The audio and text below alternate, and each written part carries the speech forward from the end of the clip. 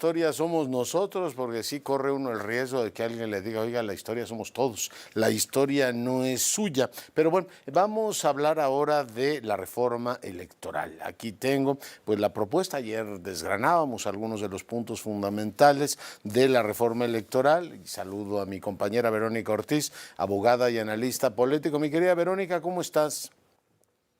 Muy bien, Leonardo, gracias por la invitación. Un gusto saludarte a ti y a tu auditorio. Oye, dos planos y tú me dices por dónde empezamos. Por un lado, pues viene una propuesta de reforma constitucional de la presidenta que parece como un barco herido, ¿no? Va a empezar su Mm. singladura y no parece que tenga los apoyos ni de sus aliados. Veremos. La presidenta se ha resignado, dice que hay plan B y que de todas maneras, pues si no lo votan, allá ellos.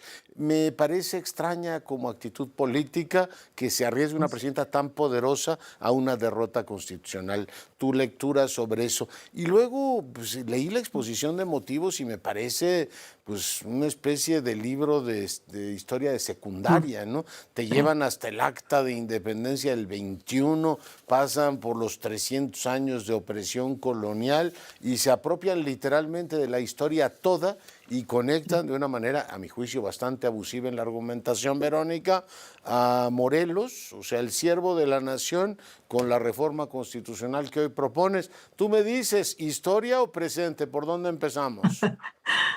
Bueno, si quieres empezamos por el presente y tu observación sobre la iniciativa que después, ¿no? de muchos anuncios y postergaciones finalmente llegó a la Cámara de Diputados y pues que sí, efectivamente, rara la forma en la que se presenta porque la presidenta, digamos, desde antes de presentarla, ya estaba anticipando que no tendrá los apoyos suficientes de sus socios, de los socios de la alianza que la llevó a la presidencia, el PT y el Verde, y que en todo caso ella está tranquila porque ella cumplió con presentar esta iniciativa y Cuando que dice pues ya. cumplió, ¿con quién cumplió? Exacto, es que es ahí donde está el punto, porque ella habla de que ella cumplió con el pueblo y con la demanda que le ha hecho el pueblo de presentar esta iniciativa. La verdad, Leonardo, yo no veo que haya ni demanda popular ni nada. De hecho, es la primera vez que una iniciativa de reforma electoral se presenta desde el poder. Es decir, normalmente las iniciativas han sido consecuencia justo de presiones de los grupos Sí, políticos sí, y de La, la la- la sociedad última que se presentó por desde el poder mayor. fue de Reyes Heroles para ampliar el sistema. Aquí parece que Exacto. vamos a, como dijo el PT, lo cito, al partido de Estado. Pero no hay una Es encuesta, yo no he exacto, visto una sola, en ¿no? donde diga que la preocupación fundamental de los ciudadanos mexicanos es el sistema electoral, Verónica. No, por supuesto, y ni ha habido manifestaciones, ni marchas, ni nada que se le parezca como para reivindicar justamente la necesidad imperiosa de una reforma. Lo que sí había era un anuncio de la administración de López Obrador de que aquel conjunto de reformas constitucionales tenía que incluir una reforma electoral. Y ahora que mencionas la de Reyes Heroles del 77, efectivamente se hizo desde el poder, pero justo para transitar Bueno, del poder hegemónico al pluralismo. Y ahora parece que vamos justamente en sentido inverso, es decir, del pluralismo, mal que bien, con todos sus defectos, pero el que nos ha traído hasta acá, hacia nuevamente una hegemonía de un partido en el poder. ya. Oye, pero es, digamos, paradójico, ¿no? O Sí, contraintuitivo que la presidenta se exponga que todas las reformas del López Obrador pasaron sin cambiarles comas y comprando legisladores si hacía falta. Y las de ujú, ella, bueno, pasó la del 21 constitucional, que es muy importante, pero esta sería una, pues no hay muchas sí. formas de leerlo, una derrota política de la jefa del Estado. Es contraintuitivo que se exponga algo así, Verónica. Así es, a menos de que ella misma esté viendo que esto, la verdad es que no obedece a ningún reclamo popular y entonces por eso ella dice yo cumplo con presentarla, puede ser, a lo Pero eso es mejor para que te esta pongan idea, palomita allá en el sureste nada más. pues sí, efectivamente. Vaya, Yo por creo que Dios. podría ser una razón por la cual ella no esté tan preocupada, aunque, digamos, no podemos decir todavía, ya anunciaron incluso un plan B en caso de que no transite este texto, y pues habría que ver entonces en qué consiste. Pero Pero creo que a lo mejor la explicación podría estar por ahí, Leonardo. yo creo que también por ahí anda. O sea, yo leo la exposición de motivos y no dice ante las amenazas de que el crimen organizado infiltre ¿No? nuestra, ni ante la posibilidad, terrible demanda de que la sobrerepresentación cancele la genuina participación de la gente. O sea, leo en la tercera párrafo de la exposición de motivos el acta de independencia del 28 de septiembre del 1821, condensa el sentido profundo de la hazaña colectiva, la nación mexicana que por 300 años ni ha tenido voluntad propia ni libre uso de la voz, sale hoy de la opresión en que ha vivido. ¿Cómo demonios, iba a decir carajos, mi querida Verónica, conectas el acta de Sí. independencia con este bodrio jurídico? Pues mira, es que efectivamente parecería como una lección de historia del libro de secundaria, como decías tú, o de monografía, remontarnos justamente hasta la independencia, el acta de independencia y los sentimientos de la nación de Morelos y hacer todo el repaso histórico, como si eso verdaderamente fuera el justificante o la conexión con hablar ahora de una reforma que la verdad se queda totalmente corta en cuanto al verdadero problema que presentan Déjame los citar otro procesos. párrafo, es que no tiene pérdida, porque Sí, nuestra audiencia igual no la ha leído. La ujú, reforma tuvo como consecuencia la consolidación de un Estado laico, la separación entre Iglesia y Estado claro. y la Ujú. supresión de los fueros eclesiásticos y militares. Y uno dice, ¿eso qué De tiene que ver ahí, con que le cepilles los senadores nacionales a la Cámara Alta, Verónica?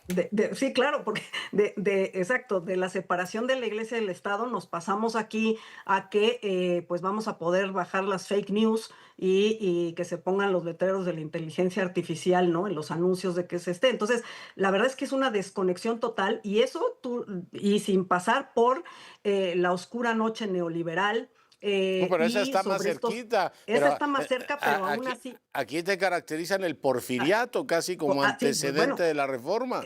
por eso el repaso histórico de todo, pero menciono lo de la oscura noche neoliberal porque creo que donde nos toca y donde incluso justamente el público podría sentirse un poquito más identificado y con conexión, pues resulta que todo fue una simulación democrática hasta la elección de 2018 y a mí eso sí me llama muchísimo la atención porque pues estamos borrando de un plumazo la legitimidad de elecciones como la de Cuauhtémoc Cárdenas a la jefatura del entonces Distrito Federal, como La de todas las López de Obrador, izquierda que siguieron, la de las López dos, Obrador como jefe de gobierno, la y de presidente, incluso, ¿no? sí, y bueno, la del 2018, e incluso de Miguel Ángel Mancera, que aunque no esté ahora en las filas de Morena, pues era el representante de la izquierda. O sea, hace más de 30 años que O tenemos sea, la historia gobiernos de ya izquierda, son ¿no? ellos. Pero como Así es. técnica jurídica, cuando tú estás presentando una reforma constitucional, puedes meter latiguillos así, lemas de campaña, esto de, por ejemplo, el pueblo manda y el pueblo quita. Pues Chiquita. eso lo Ujú. has oído a la señora alcalde repetirlo en los spots. Eso se puede meter así No. impunemente en una reforma constitucional. Estás hablando de una modificación a la Constitución, Por Verónica. supuesto. Estás hablando de una exposición de motivos, que es el documento en donde tú presentas el diagnóstico y la justificación técnica, legal, política también de una reforma que estás presentando o de una nueva legislación o en este caso las reformas constitucionales.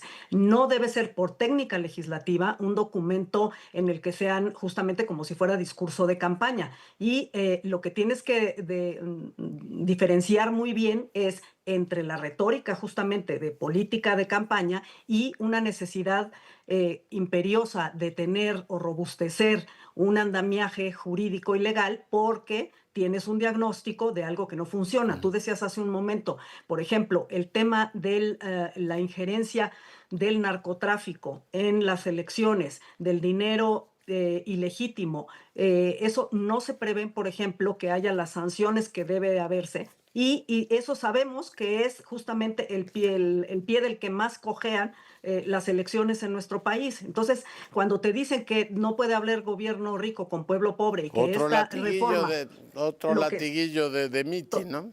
Totalmente, y que esta reforma lo que hace es ahorrarnos dinero cuando tú tienes temas como el huachicol fiscal, que es el robo, digamos, o Pero el fraude yo te más grande en la pregunto, un historia, o tienes gobierno el... que gasta 10 billones de pesos y Ujú, tiene cuadros superiores millonarios como Adán Augusto López, ¿puede claro, seguir con esa cantinela como Trump sigue con el tema este que los aranceles van a salvar al país pues y sigue teniendo credibilidad todo eso?